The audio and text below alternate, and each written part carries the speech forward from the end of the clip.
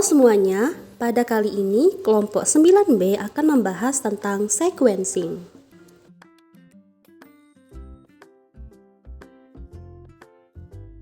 Tujuan pembelajaran, mahasiswa mampu mengkaji implikasi sequencing dan analisis homonologi dalam kehidupan sehari-hari. Materi singkat. Teknik pengurutan DNA awalnya diterapkan pada gen individu. Ada beberapa prosedur untuk pengurutan DNA. Yang paling populer adalah metode pemutusan rantai yang pertama kali ditemukan oleh Fred Sanger dan rekan-rekannya pada pertengahan 1970-an. Untuk mengurutkan seluruh genom, sejumlah besar eksperimen pengurutan individu harus dilakukan dan akan memerlukan waktu bertahun-tahun untuk melakukan semua ini. Oleh karena itu, teknik pengurutan otomatis sangat penting jika proyek genom harus diselesaikan dalam rentang waktu yang wajar. Urutan basa dalam DNA menentukan urutan basa dalam RNA, molekul di dalam sel yang secara langsung mengkodekan informasional protein. Molekul DNA terdiri dari 4 basa, yaitu adenin A, guanin G, sitosin C, dan timin T. Basa-basa ini berinteraksi satu sama lain dengan cara yang sangat spesifik melalui ikatan hidrogen, sehingga A berinteraksi dengan T dan G berinteraksi dengan C. Ada 2 metode yang biasanya digunakan dalam menentukan urutan DNA. Yang pertama, menggunakan bahan kimia untuk secara khusus mendegradasi untai DNA, dan disebut sebagai pengurutan DNA Maxam-Gilbert untuk menghormati penemunya A. Maxam dan W. Gilbert. Metode kedua melibatkan penghambatan spesifik sintesis DNA enzimatik dan disebut sebagai sequencing Sanger untuk menghormati penemunya F. Sanger. Produk reaksi berbagi titik akhir yang sama. Persyaratan ini berasal dari metode pemisahan yang digunakan untuk memvisualisasikan produk reaksi. Produk reaksi ini dipisahkan ukurannya dengan menerapkan arus listrik melalui matriks gel elektroforesis, dan ujung yang sama diperlukan untuk menjaga agar produk reaksi tetap sesuai dengan mobilitas ukuran, sehingga produk yang lebih kecil bermigrasi lebih cepat pada gel relatif terhadap produk yang lebih besar.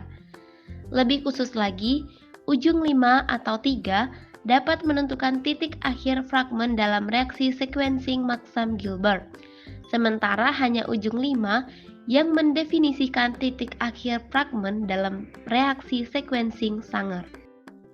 Prosedur proyek 1. Cari dan pahami materi sequencing. 2. Cari dan pahami bagaimana teknik melakukan sequencing. 3. Rekam dan lakukan pengeditan dengan baik dan menarik. Sequencing DNA Maxam-Gilbert. Dalam metode ini, satu fragmen DNA berlabel akhir biasanya diberi label dengan penanda radioaktif terkena kerusakan spesifik. Bahan kimia yang digunakan untuk menginduksi kerusakan DNA adalah dimetil sulfat yang dimana menyerang guanin, natrium hidroksida menyerang adenin, asam format menyerang guanin dan adenin, hidrazin menyerang sitosin dan timin, dan hidrazin dengan adanya natrium klorida menyerang sitosin. Perlakuan ini terbatas sehingga rata-rata hanya satu basa di untai yang rusak. Modifikasi dan pada akhirnya penghapusan basa menghasilkan titik lemah dalam molekul DNA yang rentan terhadap pembelahan. Selanjutnya, DNA terkena piperidin pada suhu tinggi untuk memutuskan untai pada posisi melemah. Karena reaksi ini dilakukan pada populasi molekul, elektroforesis reaksi menghasilkan tangga produk pembelahan yang sesuai dengan posisi basa itu di sepanjang untai DNA. Produk dari modifikasi kimia yang berbeda di elektroforesis di jalur sebelah pada gel dan membaca untuk menentukan urutan DNA.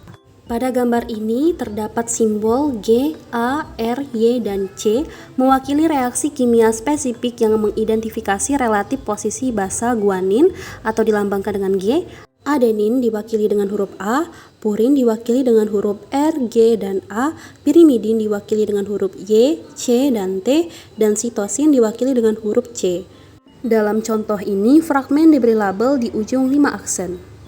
Fragmen yang lebih kecil menunjukkan identitas basa yang paling dekat dengan ujung berlabel dan produk yang lebih besar secara berturut-turut menunjukkan identitas basa yang lebih jauh. Hal ini tergantung pada apakah label terletak di ujung 5 aksen atau 3 aksen untai DNA. Urutan dasar dibaca dari bawah ke atas autoradiogram sebagai 5 aksen hingga 3 aksen atau 3 aksen hingga 5 aksen. Metode penentuan urutan Maxam-Gilbert tidak secara rutin digunakan oleh sebagian besar peneliti karena beberapa alasan berikut. Yang pertama, data yang dihasilkan dalam reaksi sequencing kimia biasanya lebih ambigu daripada data yang dihasilkan dalam reaksi sequencing enzimatik. Salah satu alasannya adalah bahwa reaktivitas kimia basa dipengaruhi oleh pengotor reaksi. Karena itu, ketika seseorang membaca urutan dari jenis reaksi ini, intensitas relatif dari produk reaksi harus dianalisis untuk diinterpretasi yang tepat dari identitas dasar.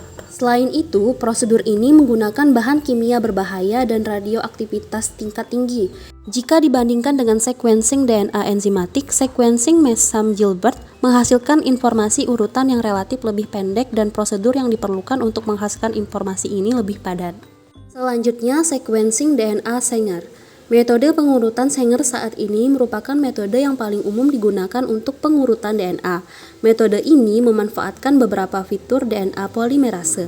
Kemampuannya untuk membuat salinan yang tepat dari sebuah molekul DNA, arah sintesis enzimatiknya, persyaratannya untuk untai DNA, untuk memulai sintesis, dan persyaratannya untuk 3-OH di ujung primer.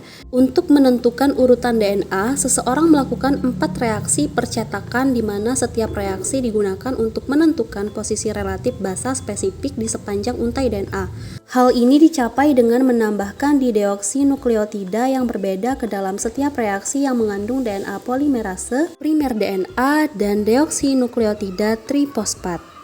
Rasio antara dideoksiribonukleosida trifosfat dan deoksinukleotida trifosfat sangat penting untuk menentukan berapa banyak nukleotida polimerase dapat bergabung ke dalam molekul DNA sebelum memasukkan dideoksiribonukleosida trifosfat sehingga menghentikan pemanjangan rantai.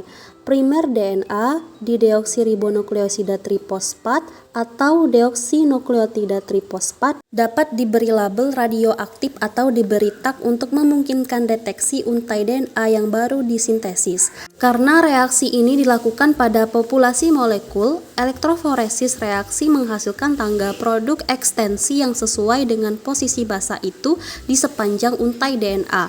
Produk dari bejana reaksi yang berbeda di elektroforesis di jalur yang bersebelahan pada gel sequencing dideteksi dan dibaca untuk menentukan sekuens DNA. Semakin kecil fragmen menunjukkan identitas basa yang paling dekat dengan ujung 5 aksen dan karena DNA polimerase hanya menggabungkan basa dalam arah 5 aksen hingga 3 aksen, membaca identitas produk yang lebih besar secara berurutan memberikan urutan 5 aksen hingga 3 aksen dari DNA untai yang diperpanjang. Biasanya sekitar 300-400 basa dapat ditentukan dalam satu reaksi. Pada gambar ini, guanin, adenin, timin, dan sitosin mewakili produk reaksi sequencing yang dihasilkan dari pemasukan 2,3 dideoksiguanosin 5-trifosfat, 2,3 dideoksiadenosin 5-trifosfat, 2,3 dideoksitimidin 5-trifosfat, 2,3 dideoksisitidin 5-trifosfat. Karena sintesis enzimatik berlangsung dari 5 aksen ke 3 aksen, fragmen yang lebih kecil mengidentifikasi basa yang lebih dekat ke primer atau ujung 5 aksen dari informasi urutan. Nah, pada gambar A, tampilan skema produk reaksi Sanger. Urutan DNA yang diidentifikasi untuk ditunjukkan oleh pola pita. Pada gambar B, merupakan foto data urutan yang sesuai. Kemudian sequencing DNA otomatis. Kemajuan besar dalam menentukan informasi urutan DNA terjadi dengan diperkenalkannya mesin pengurutan DNA otomatis. Sequencer otomatis digunakan untuk memisahkan produk reaksi pengurutan, mendeteksi dan mengumpulkan melalui komputer berupa data dari reaksi, dan menganalisis urutan basa secara otomatis, menyimpulkan urutan basa dari fragmen DNA. Sequencer otomatis mendeteksi produk ekstensi yang mengandung tag fluoresen, memungkinkan peneliti menghilangkan radioaktivitas dari proses pengurutan DNA.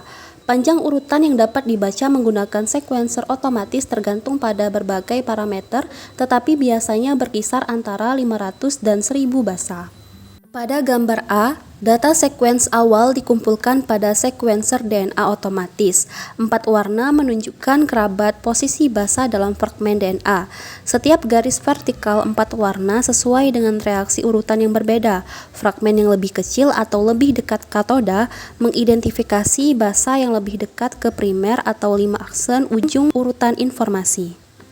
Pada gambar B merupakan bagian dari perwakilan di mana urutan yang dianalisis ditentukan oleh sequencer otomatis. Ketika kimia pewarna primer digunakan untuk mendeteksi produk sequencing, tag fluorescent dilampirkan ke sequencing primer. Dengan kimia ini, primer disintesis 4 kali dan tag yang berbeda sesuai dengan identitas basa yang berbeda melekat pada primer selama setiap sintesis. Ketika kimia pewarna terminator digunakan untuk mendeteksi produk pengurutan, identitas dasar ditentukan oleh tag fluorescent yang melekat pada dideoksiribonukleosida trifosfat.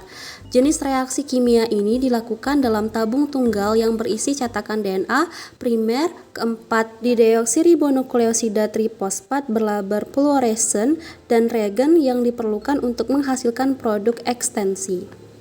Sequencing genom. Seorang peneliti perlu menentukan urutan fragmen DNA yang lebih besar dari panjang baca sequencing rata-rata 500 sampai 1000 basa. Tidak mengherankan, strategi untuk mencapai ini telah dikembangkan. Strategi ini dibagi menjadi 2 kelas besar, acak atau terarah. Pilihan strategi dipengaruhi oleh ukuran fragmen yang akan diurutkan. Secara acak sequencing DNA, fragmen DNA besar biasanya satu lebih besar dari 20.000 pasangan basa, dipecah menjadi fragmen yang lebih kecil yang dimasukkan ke dalam vektor cloning. Diasumsikan bahwa jumlah informasi yang terkandung dalam klon yang lebih kecil ini setara dengan yang terkandung dalam fragmen DNA asli. Banyak klon yang lebih kecil dipilih secara acak, template DNA disiapkan untuk reaksi sequencing dan primer berlaber fluoresensi yang akan berpasangan dengan DNA vektor urutan yang berbatasan dengan sisipan digunakan untuk memulai reaksi pengurutan. Selanjutnya, urutan fragmen DNA asli direkonstruksi oleh komputer perakitan urutan yang diperoleh dari fragmen DNA yang lebih kecil. Strategi ini digunakan secara luas untuk menentukan urutan fragmen yang mewakili seluruh genom manusia. Namun, pendekatan acak ini biasanya tidak cukup untuk menyelesaikan penentuan urutan karena kesenjangan dalam urutan sering tetap setelah perakitan komputer. Strategi terarah biasanya digunakan untuk menyelesaikan proyek urutan. Strategi pengurutan terarah atau primer berjalan dapat digunakan untuk mengisi celah yang tersisa setelah fase acak pengurutan fragmen besar dan sebagai pendekatan yang efisien untuk pengurutan fragmen DNA yang lebih kecil. Urutan yang diperoleh dari yang pertama, reaksi digunakan untuk merancang primer untuk reaksi berikutnya dan langkah-langkah ini diulang sampai urutan lengkap ditentukan. Dengan demikian, strategi berbasis primer melibatkan langkah-langkah pengurutan berulang dari daerah DNA yang diketahui ke daerah DNA yang tidak diketahui. Proses ini meminimalkan redundansi dan tidak memerlukan langkah cloning tambahan. Namun, strategi ini membutuhkan sintesis primer baru untuk masing-masing putaran urutan. Kebutuhan merancang dan mensintesis primer baru ditambah dengan biaya dan waktu yang dibutuhkan untuk sintesisnya telah membatasi aplikasi rutin primer berjalan untuk mengurutkan fragmen DNA yang besar. Analisis homologi. Setelah menentukan urutan DNA, untuk menetapkan fungsi urutan tersebut perlu dilakukan analisis homolog yang terkait oleh nenek moyang yang sama, umumnya memiliki fungsi yang sama atau sangat mirip. Identifikasi mereka dapat digunakan untuk menyimpulkan fungsi urutan baru. Metode untuk mengidentifikasi urutan homolog bergantung pada menemukan kesamaan antara urutan yang tidak mungkin terjadi secara kebetulan, sehingga memungkinkan kesimpulan bahwa urutan telah berevolusi dari nenek moyang yang sama. Metode yang paling umum digunakan adalah BLAST atau Basic Local Alignment Search Tool, nyaman digunakan melalui layanan online, memiliki akses ke database DNA dan protein utama, dan menyediakan alat yang mudah digunakan untuk menampilkan dan menganalisis output. Seseorang juga dapat mengunduh BLAST ke komputer lokal untuk penggunaan internal. BLAST mencapai kecepatannya dengan menghilangkan sebagian besar komputasi dan memfokuskan upayanya pada jalur dengan skor tertinggi melalui matriks. Ini dilakukan dengan membuat indeks dari urutan query dan kecocokan dengan skor tinggi. Kecocokan yang mengarah ke keselarasan yang signifikan diperpanjang sejauh mungkin untuk memberikan hasil yang homolog yang paling tinggi. Analisis homologi ini dilakukan sebagai berikut, di mana mula-mula masuklah ke website NCBI atau National Center for Biotechnology Information, selanjutnya masuk ke program BLAST Sequence Similarity, urutan DNA atau protein yang telah diperoleh, selanjutnya disubmit ke BLAST Sequence Similarity pada GenBank. Selanjutnya, GenBank akan melakukan analisis homologi dengan fragmen DNA atau urutan asam amino yang disubmit. Berikut ini merupakan contoh analisis homologi urutan nukleotida koleksi genom Salmonella typhimurium clone 2.